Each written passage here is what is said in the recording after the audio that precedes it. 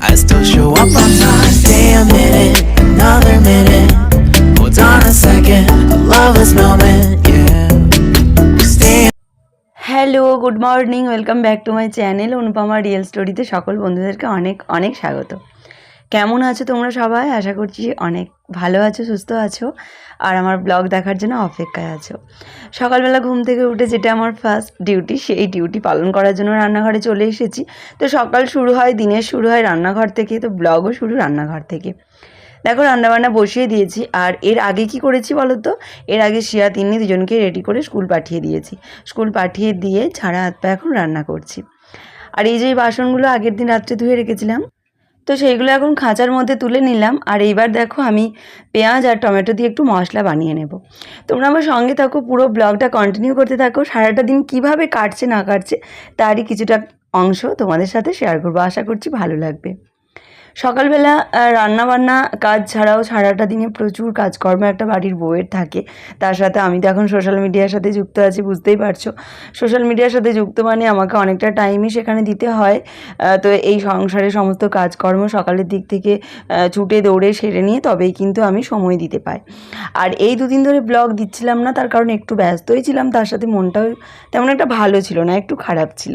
তো কি না সবই তোমাদেরকে এই ব্লগে শেয়ার করব। এইখানে দেখো আমি ছাঁচি কুমড়ো তরকারি করছি সর্ষে বাটা দিয়ে, আর অল্প একটু পেঁয়াজ টমেটো বাটাও দিলাম। আর আগের দিন তোমার দাদাভাই না মোচা নিয়ে এসেছিলো, তো মোচা তো অনেকটাই হয়েছিল।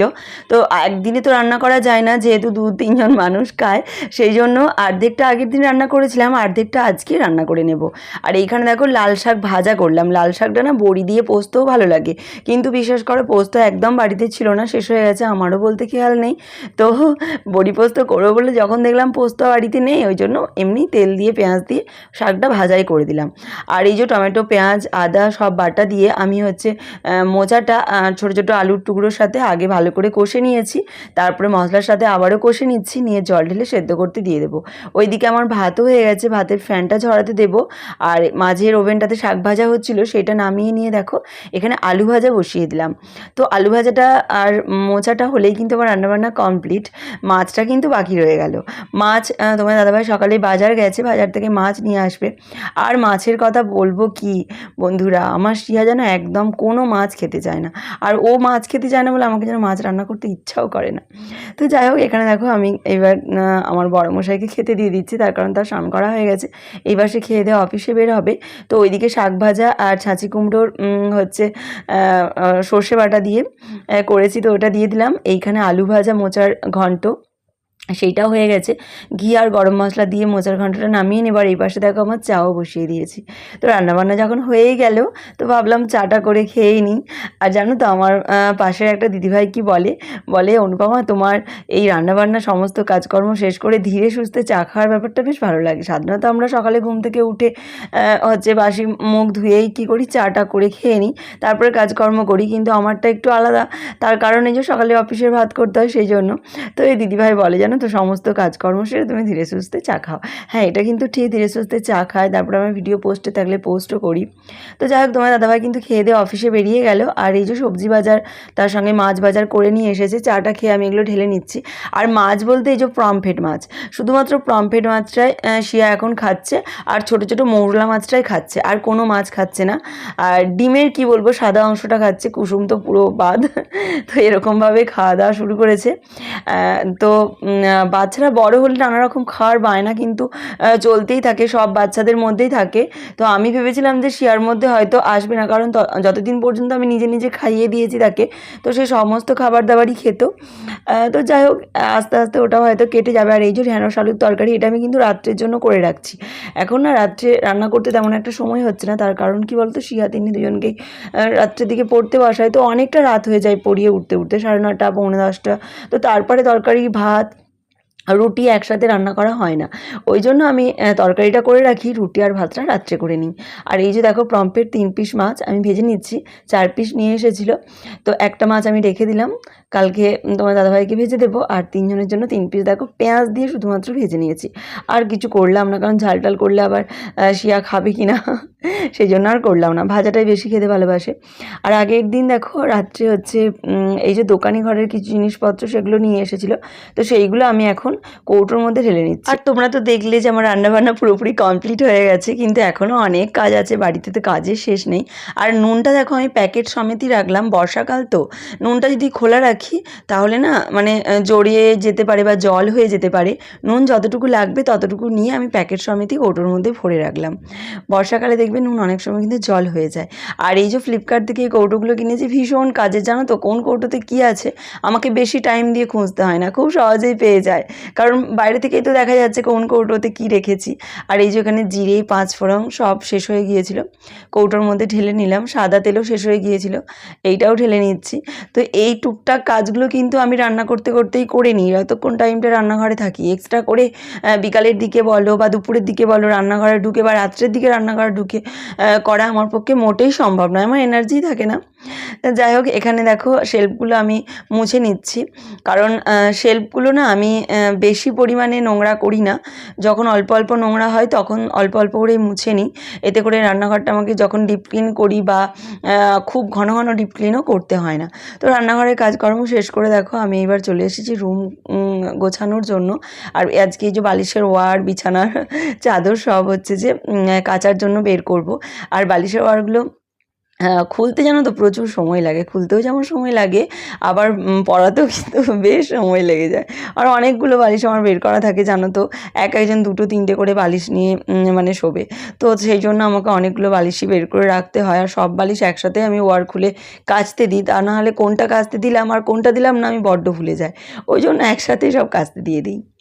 ব্লগের শুরুতেই বলছিলাম না যে আমার মনটা একটু খারাপ, আসলে আমার এই ওয়াইটির ভিউজ বা ওয়াইটির যে রিচটা কমে গিয়েছিল সেইটা নিয়ে আমার অনেকটা মনটা খারাপ ছিল। তারপর হচ্ছে মনটা আমার সত্যি এখন অনেকটা ভালো হয়ে গেছে। তার কারণ হচ্ছে এই ইদানিং দেখছি আমার ইউটিউব বলো বা ইনস্টাগ্রাম বলো রিচটা খুব ভালো দিচ্ছে, আর আমার যে ইউটিউবে সমস্ত একদম কালো হয়ে গিয়েছিল সব সবুজ হয়ে গেছে। এটা একটা বিরাট খুশির ব্যাপার যে 3 মাস ধরে আমার ইউটিউবের যে রিচটা পুরো কালো হয়েছিল, ডাউন হয়েছিল, সেগুলো এখন সবুজ হয়ে গেছে। তো অনেকটাই খুশি এখন হয়ে গেছি, এর জন্য মনটা অনেকটাই খারাপ ছিল। তার উপর জানো তো আমার আরেকটা বিষয়ে মন খারাপ, যেটা শুনলে তোমরা ভীষণ হাসবে আর বলবে এই জন্য আমার কারো মন খারাপ হয়, আমার হয়। সেটা হচ্ছে যে দীঘা বেড়াতে গিয়েছিলাম না, দীঘা বেড়াতে গিয়ে আমার মুখে না প্রচুর ট্যান পড়ে গেছে, মুখে না পুরো বডিতেই। কত কি করছি জানো তো, কত রকমের প্যাক ট্যাক সব লাগাচ্ছি, কিছুতেই ট্যান উঠছে না। তো এই 5-6 দিন হলো আমি ফেয়ার অ্যান্ড লাভলিটা মাখছি, তো ম্যাজিকের মতো কাজ করেছে, আমার মুখে ট্যানটা উঠে গেছে। তো পরের ব্লগে তোমরা দেখতে পাবে আমার মুখের ট্যানটা অনেকটাই পরিষ্কার হয়ে গেছে, মানে মুখের স্কিনটা দেখবে অনেকটাই চকচক করছে। তো যাই হোক, এর জন্য অনেকটা মন খারাপ ছিল আমার, কারণ আমি স্কিন নিয়ে একটু বেশি চিন্তা করি, কারণ কালো তো আমি, তার উপর যদি আরও বেশি কালো লাগে কেমন একটা খারাপ লাগে বলো। তো এটাই হচ্ছে ব্যাপার, হাসির কিছু নেই। তো দেখো আমি সমস্ত ঘর দুয়ার সব গোছগাছ করে একদম টিপটপ করে শিয়া তিন্নিকে স্কুল থেকে আনতে চলে গিয়েছিলাম। আর দেখো নিয়ে চলেও এসেছি। আর এখন জানো তো ফাঁকে বেরিয়ে ভিডিও করতে একদম ইচ্ছা করে না, কারণ কি ভিডিও করলেই মনে হয় সবাই দেখবে আর বলে এই যে ভিডিও করতে বেরিয়ে পড়েছে, কারণ সবাই তো জেনে গেছে আমি ব্লগ ভিডিও বানাই। হচ্ছে ইউটিউবে ভাইরাল হই বা না হয়, এলাকাতে কিন্তু ভালোই ভাইরাল হয়ে গেছি যে আমি ব্লগ ভিডিও বানাই আর শর্ট ভিডিও বানাই। তো এটাই যথেষ্ট, এই এতটুকু পাওনাই কিন্তু যথেষ্ট। তো যাই হোক, এতেই আমি খুব খুশি। আর ছাদে চলে এসেছি, স্নান টান করাও হয়ে গেছে, শিয়া তিনি দুজনকে স্নান করানোও হয়ে গেছে। এখানে দেখো কত ফুল ফুটেছে রজনীগন্ধা গাছে, একবারে কি বলবো প্রচুর ফুল ফুটেছে। এই বছর বর্ষাকালে না প্রত্যেকটা রজনীগন্ধা গাছেতে স্টিক ধরেছে, আর প্রত্যেকটা স্টিকে দেখো কতগুলো করে ফুল ফুটেছে। তো এত সুন্দর একটা পাওয়া, তোমাদের সাথে শেয়ার করবো না বলো। দেখো বন্ধুরা, অল্প কিছুটা সময় আমি গাছগুলোর পিছনে দিয়েছি বা অল্প কিছুটা পরিশ্রমই দিয়েছি, আর সেই গাছগুলো দেখো প্রতিদিন আমাকে ঝুড়ি ভর্তি করে ফুল দিচ্ছে। যেই ফুলগুলো আমার নিত্য দরকার হচ্ছে, পুজোর কাজে লাগছে, তার সাথে আমার মনটাকেও ভালো করে রাখছে।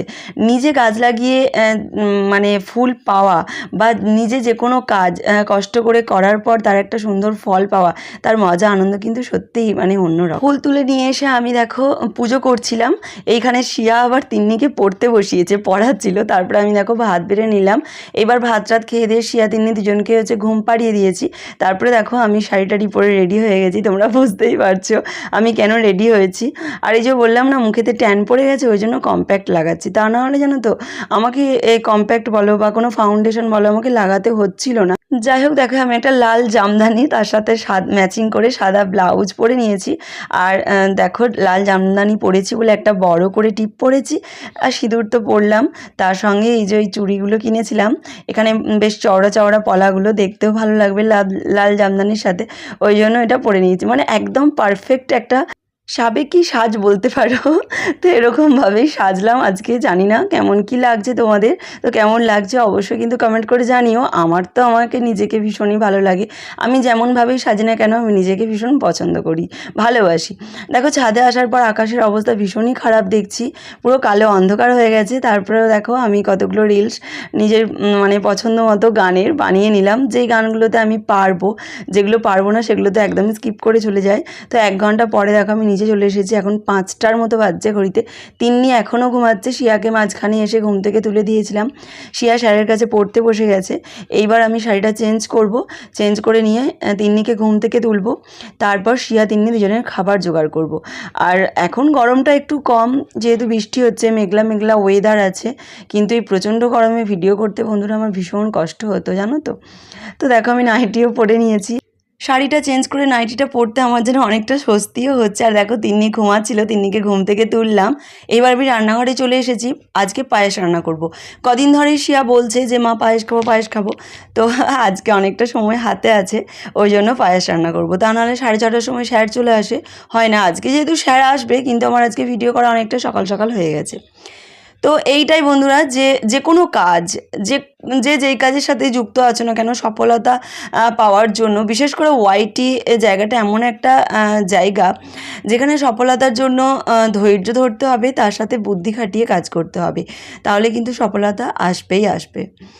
আর কারো ধীরগতিতে আসে, কারো হচ্ছে আস্তে আস্তে আসে, কিন্তু সফলতা আসেই, কারণ পরিশ্রমের কোনো বিকল্প হয় না, পরিশ্রম কখনো বিফলেও যায় না। যাই হোক, তোমরা যারা আমার মতো আছো, ওয়াইটিতে কাজ করছো বহুদিন ধরে, তো আমি এটাই বলবো তাদেরকে যে ধৈর্য ধরে বুদ্ধি খাটিয়ে একটু কাজ করে যাও, দেখবে সফলতা তোমার দোরগোড়ায় এসে হাজির হবেই হবে, আসতে হবেই। তো এখানে দেখো শিয়া তিন্নির জন্য পায়েস বাটিতে তুলে নিলাম, আর একটা বাটিতে আমি গুল্লুকে দিয়ে এলাম। এখানে দেখো শিয়া তিন্নি বসে বসে খাচ্ছে, আমি তিন্নিকে একটু একটু খাইয়ে দিচ্ছিলাম। তারপরে একটু বাদে আমি সন্ধে দেখাবো, তার আগে এই যে জামদানিটা পরেছিলাম, তো এখনই গোছগাছ করে রেখে দিচ্ছি, তা নাহলে আবার বুজকির মতো করে রেখে দিলে ভাঁজটা অন্যরকম হয়ে যাবে, পরে পরতে গেলে আবার অসুবিধা হবে। তো কানেরগুলো খুলে দিয়েছিলাম, আমি যেহেতু সবসময় এই সোনার বাউটিগুলোই পরে থাকি, তো কানেরগুলো পরে নিচ্ছি। আর তার করতে করতে স্যারও চলে এলো, শিয়া পড়তে বসে গেল, তারপরে আমি সন্ধ্যা দেখালাম, তারপরে তিন্নিকে পড়তে বসালাম। তো আজকের ব্লগটা এতটুকুই, পরের দিন আবার দেখা হবে নতুন ব্লগে। Tata, good night.